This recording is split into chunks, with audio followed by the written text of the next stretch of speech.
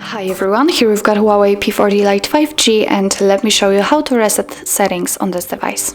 So first of all, let's get into the settings and scroll down to find System and Updates. Here let's tap on the reset, and as you can see on the very first position we've got reset all settings, so let's tap on it.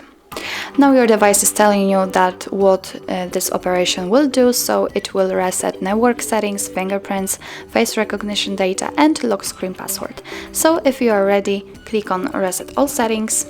If you've got a pattern or a pin, then enter it to confirm. Click on reset all settings again. Wait a second. And this is it. This is how to reset settings in your Huawei P40 Lite 5G.